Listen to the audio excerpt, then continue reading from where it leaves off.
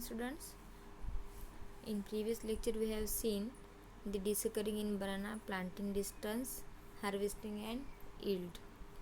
Today we are learning the pest and diseases of banana. So let's see. First, pest. There are many pests like aphids, jassids, stem borer, etc. So aphids म्हणजे मावा, jassids म्हणजे हिरवे तुडतुडे जे अगदी छोटे छोटे कीटक असतात. And stem borer, we have seen this pest in mango also, that is stem borer. So the major pest of banana is banana aphid. The aphid is a vector for bunching of disease. The leaves of affected plants are bunched together to give rosette appearance. The insects suck the sap from young and tender leaves. So banana aphid म्हणजे अगदी काळा मवा असतो, काळ्या रंगाचा एक छोटा कीटक असतो, त्याला आपण मवा असं म्हणतो. तो त्या पानांवरती अगदी चिकटून बसल्यातून त्या पानामधले जे काही इट्स अगदी सेल्स आहे from the that leaves. So the leaves of affected plants are bunch together to gives rosette appearance. जर आपण याचं प्रमाण पाहिलं, बनाना ॲफिड जर त्याच्यावरती फीड करत असेल तर त्या केळीची पानं अगदी it looks like the rosette appearance. So the insects suck the sap from the young and tender leaves and it is a vector for bunchy top disease. म्हणजे जर ॲफिड त्या प्रमाणात किंवा त्या ऑर्चरमध्ये जास्त प्रमाणात झाला असेल तर it form the bunchy top disease. म्हणजे वेक्टर म्हणजे वाहक म्हणतो आपण, फिजिक्समध्ये तुम्ही पाहिला असेल, तुम्ही वेक्टर हा वर्ड यूज केला असेल तर त्याचप्रमाणे हा एक वाहक बनतो. जर ॲफिड तुमचं जास्त प्रमाणात झाला असेल तर तुमच्या पाठोपाठ ॲफिडच्या पाठोपाठ लगेच बंचिट ऑफ हा डिसीजसुद्धा त्या ऑर्चरमध्ये येऊ शकतो. So we have to control the pest first, then diseases cannot be come. So this is the banana aphid and it gives the rosette appearance. Rosette appearance म्हणजे अगदी जे असं उभं दिसतं की ज्या त्या बनानाचे जे पानं असतात ते पूर्णपणे वाढत नाहीत, ते फक्त त्यांचा जो काही वरचा पार्ट असेल तो थोडा थोडा वाढलेला दिसतो. It looks like the that rosette appearance. त्यांची पूर्णपणे पानांची व्यवस्थित डेव्हलप होत नाही. So the control measure for that banana aphid is spray 0.05% monocrotophos. We have to spray that 0.05% monocrotophos. Then next point is the diseases. There are some diseases like Panama wilt and bunchit of disease. So first we see the Panama wilt. It is a fungal disease. म्हणजे हा बुरशीजन्य रोग आहे. It is caused due to the stagnation of water on ill drained soil. Sorry, तिथे फक्त water हा word राहिला तर तिथं करेक्ट करून घ्या. Stagnation of water on ill drained soil. म्हणजे इल ड्रेन सॉईल असेल त्याच्यातून पाण्याचं पर्क्युलेशन व्यवस्थित होत नाही, पाणी व्यवस्थित त्याच्यातून पर्क्युलेट होत नाही, तर त्याच्यामुळे पाणी साठून राहतं थोडक्यात. That is called as stagnation of water. So that's why in banana there is a yellowing of lower leaves including leaf blades and petioles and also drying of leaves and fruits.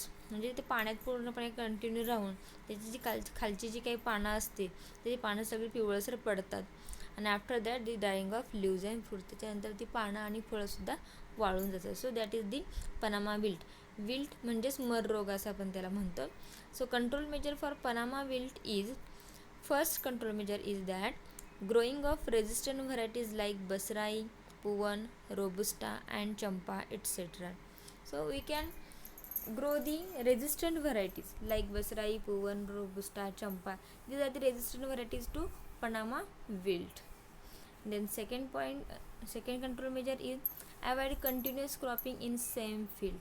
म्हणजे जर आपण त्याच्यामध्ये banana केला असेल तर पुन्हा लागोपाठ पुन्हा त्याच फील्डवरती किंवा त्याच जागेवरती आपण बनानाचं जे क्रॉपिंग करतो कंटिन्यूस ते आपण अवॉइड केलं पाहिजे. त्याच्यामुळे कदाचित त्याच्यामध्ये स्टॅग्नेशन ऑफ वॉटर होऊ शकणार नाही. So the next disease is the bunchy top disease. It is a viral disease. म्हणजे हा व्हायरल डिसीज आहे, हवेमार्फत शक्यतो हा पसरलेला असतो डिसीज. आणि it is affected by the banana aphid. हा कशामुळे होतो? तर बनाना ॲफिडमुळे आपल्याला पाहायला मिळतो. The leaves of twig develop bunchy like structure. म्हणजे त्याच्या जे काही फांद्या असतील किंवा पानं असतील, it develops like bunchy like structure. एक बंच असा गुच्छ होतो त्या पानांचा, पूर्णपणे ती पानं वाढत नाहीत किंवा डेव्हलप होतच नाही. In this disease margin of leaves are rotted upwards. जी काही त्याची मार्जिन ऑफ लिव्ज म्हणजे जी काही त्याची पानं असतात ते आतल्या साईडनी वळून राहतात, आतल्या साईडमध्ये वळतात आणि त्याचा तो गुच्छ तयार होतो. त्याचा रिझल्ट काय होतं? तर ते झाडं पूर्णपणे वाढत नाही, त्यांच्या कोणत्याही प्रकारचे डेव्हलपमेंट होत नाही, त्यांना फ्लावर्स आणि फळंसुद्धा लागत नाही. So control measure for bunchy top disease is first application of carbofuran to soil at the time of planting. Second, clean cultivation practices should be given. We have to given the clean cultivation practice. म्हणजे बागेमध्ये आपल्याला भरपूर स्वच्छता ठेवता आली पाहिजे, weeding पूर्णपणे केलं पाहिजे स्वच्छ, जेणेकरून त्याच्यामध्ये हा डिसीज येऊ शकत नाही. Then third control measure is use virus free suckers. जर एखाद्या सकर्समध्ये व्हायरल डिसीज असेल तर तो व्हायरस फ्री सकर्स पाहूनच आपल्याला त्याचं प्लांटिंग केलं पाहिजे. So these are the paste and diseases of banana. Then next point and last point of our banana cultivation is that ripening of banana. Several methods of artificial ripening of banana are practiced in the different parts of our country, but the most common one is exposing the fruits to the smoke and closed chamber. बऱ्याच वेगवेगळ्या पद्धती असतात की banana आपण रायपन करण्याच्या किंवा banana पिकवण्याच्या, पण त्याच्यामध्ये most common method is that to the smoke in closed chamber, exposing of that fruits to the smoke in closed chamber. म्हणजे बंद रूममध्ये किंवा डार्क रूममध्ये आपण तर ती बनानाची केळी आपण ठेवतो, जेणेकरून थोडासा धूर वगैरे त्याच्यावरती केल्यानंतर त्याला एक योग्य टेम्परेचरमध्ये ते बनाना रायपन व्हायला सुरुवात होते. The period of exposure varies from 1 to 7 days depending upon the weather conditions. साधारणतः 1 ते 7 दिवसामध्ये आपल्याला त्याचा पिरियड लागतो for ripening. It depends on the weather conditions also.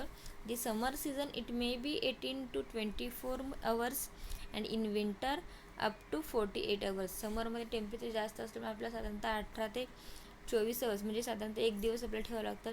But in winter season temperature कमी असल्यामुळे ते आपल्या 2 दिवसापर्यंत म्हणजे 48 hours आपल्याला ते ठेवावं लागतं. There is a change in colour from green to pale yellow. You know that there is a change in colour that green to pale yellow. जसं त्याचं रायपनिंग व्हायला सुरुवात होते तसं ग्रीनपासून त्याचा पेल येलो असा कलर आपल्याला पाहायला मिळतो.